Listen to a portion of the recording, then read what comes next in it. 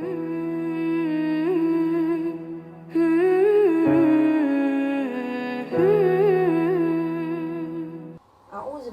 minasyaitonirrajim.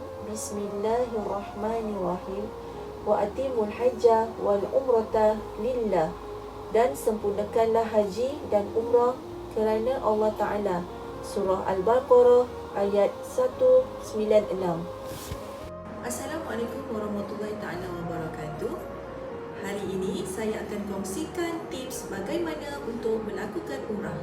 Buat umrah ni macam mana? Ada orang ajak pergi umrah, dia tak mahu pergi. Bukan kerana tak ada duit, bukan kerana tak nak, tapi dia takut. Dengan nak lakukan haji ni, kena pergi kursus sebanyak 20 sesi.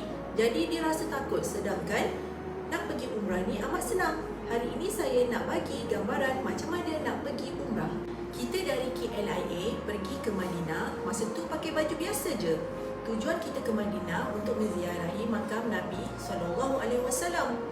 Kita duduk di Madinah 3 hari 2 malam ataupun 3 hari 3 malam mengikut pakej yang kita ambil. Pada hari kita nak bertolak ke Mekah, kita bolehlah melakukan sunat ihram. Contohnya pakai wangi-wangian, potong kuku, nipiskan misai.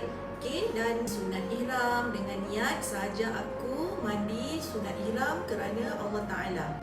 Lepas tu kita pakailah pakaian ihram, kemudian menaiki bas untuk ke Miqat Bir Ali. Perjalanan mengambil masa selama lebih kurang 30 minit. Kita masuk ke masjid dan solat sunat ihram 2 rakaat dan kemudian kita menuju ke dalam bas untuk berniat ihram. Bismillahirrahmanirrahim. Nawaitul umrata wa ahramtu biha lillahi ta'ala. Bermula dari situ, kita disunatkan untuk bertalbiyah. Labbaik Allahumma labbaik, labbaik la syarika laka labbaik.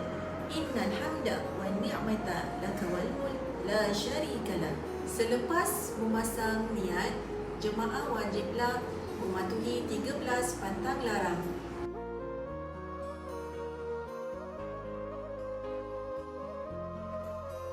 Bagi mereka yang melalui perjalanan dari Malaysia ke Mekah, bolehlah pakai ihram di rumah ataupun di KLIA. Naik kapal terbang, lepas makan kali kedua, kita bolehlah pasang niat. Bermula dari situ, kita disunatkan bertalbiyah sehingga sampai ke Mekah. Kita akan naik bas selama 2 jam perjalanan.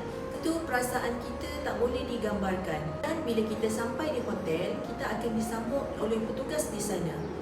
Lebih kurang 1 jam di hotel berehat dan membuat persiapan. Kita akan turun balik untuk melakukan tawaf. Kita akan ikut mutawif menuju ke pekarangan masjid. Semakin hampir kita berjalan, kita akan nampak sebuah replika Kaabah. Dan ketika itu Nabi mengajar kita untuk berdoa ketika melihat Kaabah. Bismillahirrahmanirrahim. Allahumma antas salam wa minkas salam. Fahayyina Rabbana bisalam.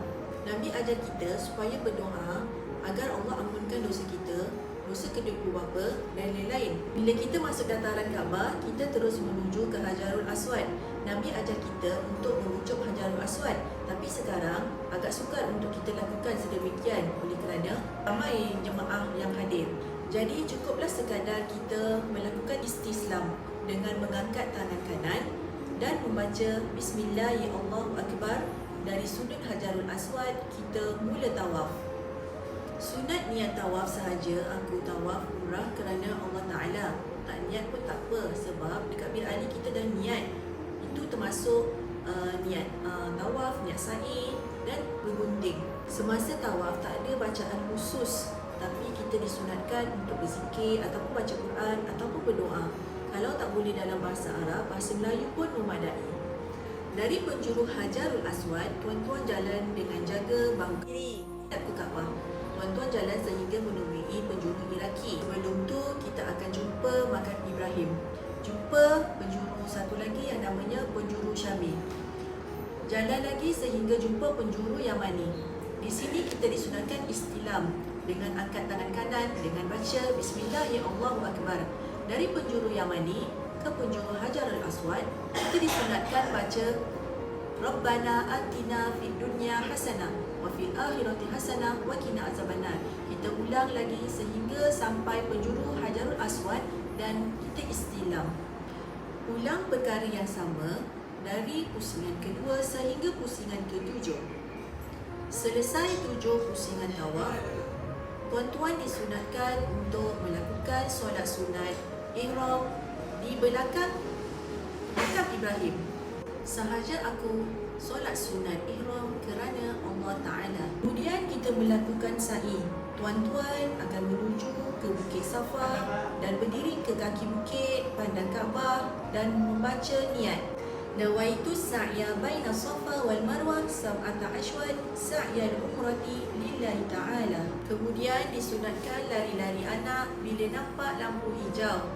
Habis lampu hijau, kita jalan balik macam biasa sampai Marwah, naik ke kaki bukit, tengok ke arah Kaabah walaupun tak nampak dan baca doa.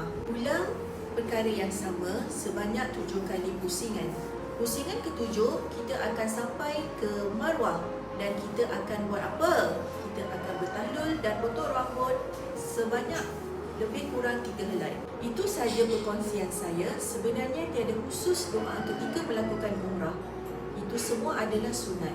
Saya berharap perkongsian sedikit sebanyak saya ini dapat menjadi panduan kepada jemaah di luar sana. Sekian, wabillahi taufiq wal hidayah. Wassalamualaikum warahmatullahi taala wabarakatuh.